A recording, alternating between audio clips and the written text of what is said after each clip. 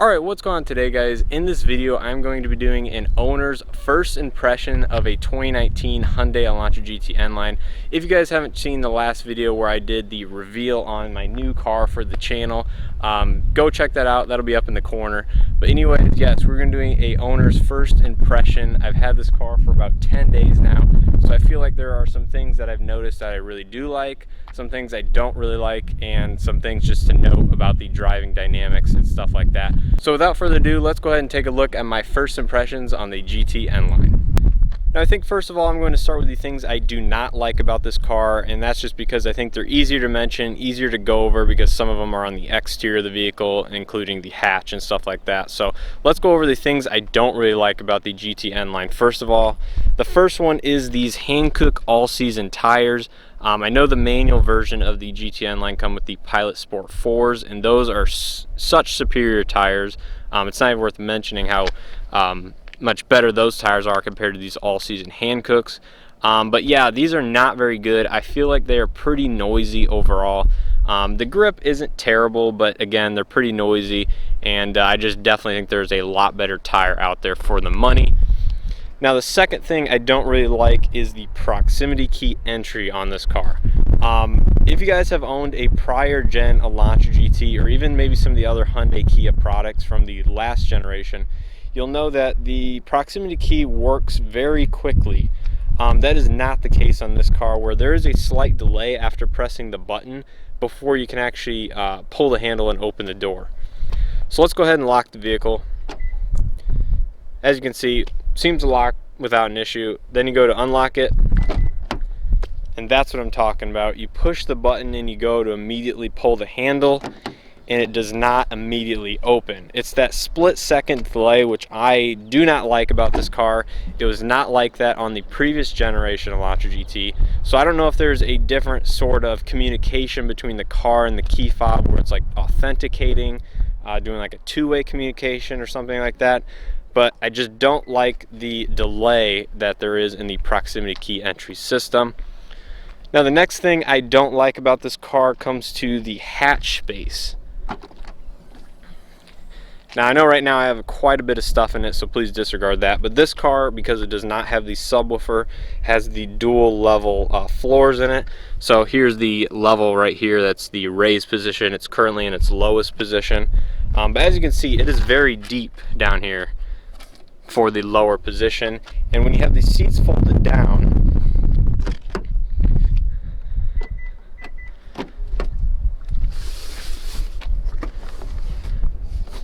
when you have the seat folded down, you can see there's a nice difference in height here. On my old Elantra GT, you could also fold the seat bottom up. It would tilt forward like that, lay in here, and then if you took the headrest out, this part would go perfectly flush and the whole floor would be perfectly level, much lower than this car is able to, because you can't fold the seat bottom up. So it has this nice little height difference here. Of course, that wouldn't be there if the cargo tray was in its higher position. But regardless, the cargo space in this car just does not seem to be as user-friendly per se as in my last Elantra GT, where I could easily stuff 8 wheels and tires in that car. You know, just stack them each side up there and some in the back here. I don't feel like I'm going to be able to do that with this car. I guess time will tell, because I will be hauling wheels and tires in this very soon. But right now, I just don't feel like the cargo space is laid out as nicely, mainly because of the fact that the seat bottom will not fold forward. And the last thing I would like to talk about that I do not like about this car is on the inside, and that is the climate control system in this car. If I were to go ahead and start it up here or put it in accessory mode, you can see it has the automatic temperature displayed there, so it is in auto mode, as you can see. But without going into the manual mode with the fan settings here, and if you leave it in auto mode, it does not show what fan level it is on. And the way it directs air and just overall uses the auto mode, you have no directions as to where it is putting the air without going into manual mode. See, it's going out the front vents here, going out on the floor, or going on the defrost there. It does not show you any of that information. I think that is the part I mainly dislike about the system compared to my old car.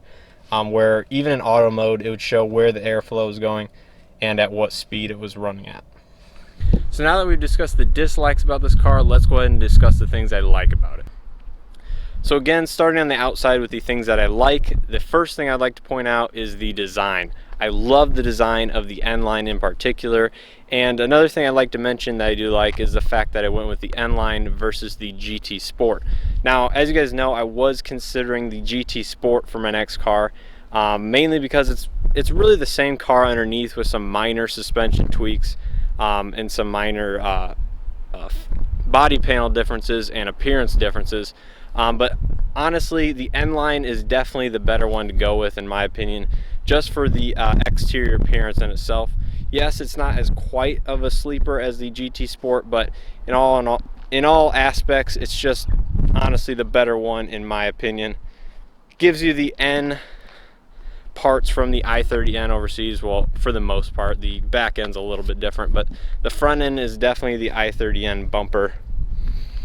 But overall, I definitely am glad I went with the GT N-Line instead of the GT Sport. Now, the rest of the items I'd like to mention that I do really like are mainly on the interior, and some of those continue on with the design of the interior.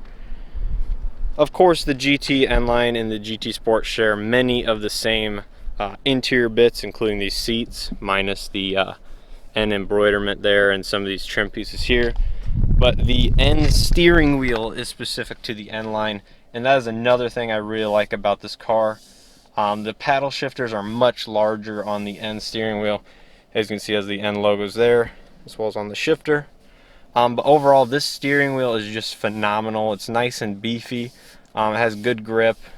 The layout of it is perfect. And it's just another thing I'm really liking about this car so far, because the steering wheel is something you touch on a daily basis. So I'm really glad I went with this compared to the GT Sport. And the last thing I'd like to point out that I'm really enjoying so far that I have noticed is this head unit, and of course that is because it supports Android Auto and Apple CarPlay. As you guys know, I had a 2013 Elantra GT with the style and tech packages, which came with the built-in navigation, but of course it was an ancient system based on an old version of Windows CE, I believe, or something like that. So it did not have the capabilities to run Android Auto. And I just love Android Auto, even though I don't have it plugged in right now. But the fact you can control the apps and stuff from the head unit itself is just amazing.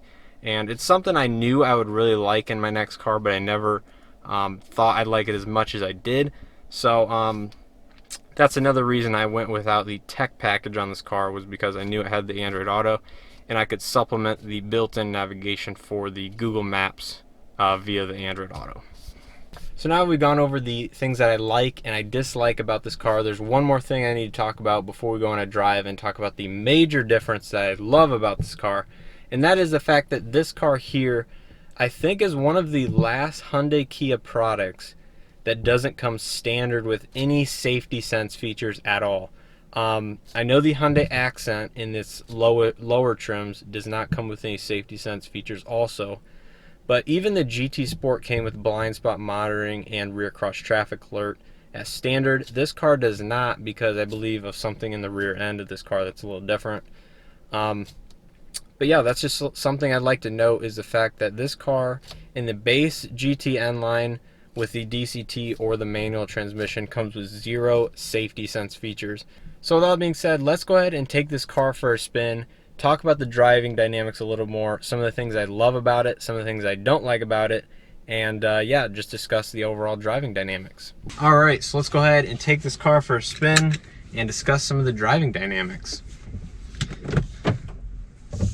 I hope the audio quality is okay, because I'm not using an external microphone on the GoPro. Now, the GoPro is a GoPro Max. If you guys are interested in it, it is the 360-degree version that I've had for a long time and I've never used. So let me know how you guys like the audio from this GoPro.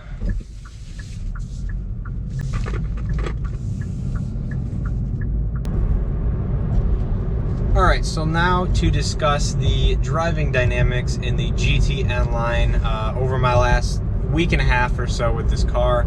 And I have to say, the driving dynamics have been completely different than the old Elantra GT that I had.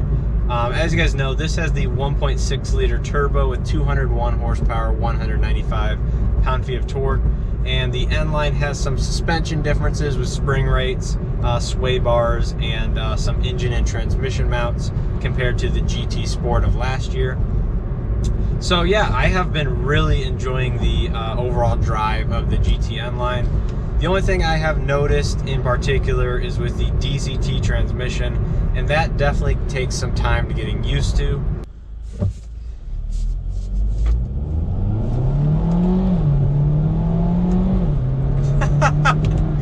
Oh my God, is this car fun?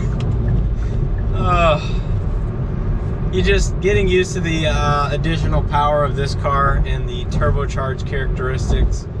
It's pretty much non-existent because it puts a smile on your face pretty much every time you drive it, especially when you're coming from naturally aspirated 4-cylinder with 150 horsepower. So I've been definitely enjoying the additional power benefits of the 1.6.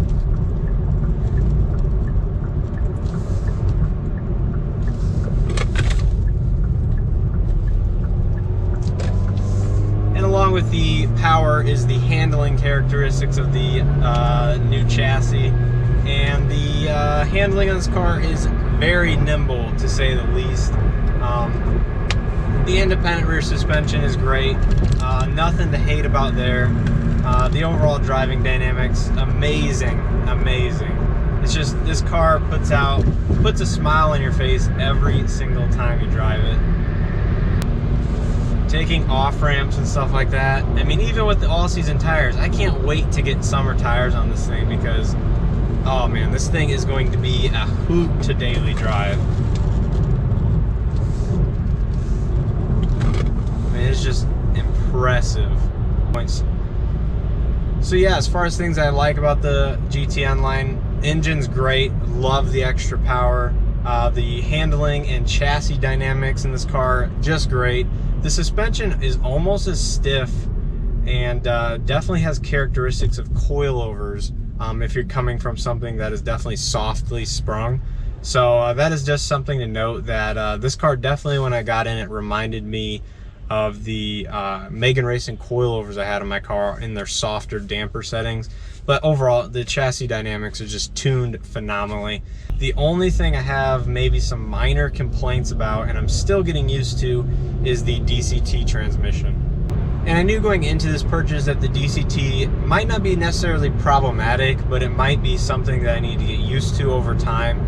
And the only thing that worries me with my car in particular is the DCT in the first drive of the day. Now, when I say the first drive of the day, I mean, you know, whether it's getting up and going to work in the morning or just first drive in the afternoon, just a first drive of the day in general, this DCT on its first like 5 shifts or so is incredibly rough. Like, I'll have to try to insert the clip from my dash cam when I was leaving the house today, because it was, I mean, it almost stalled, frankly, it felt like, because it lurched so hard.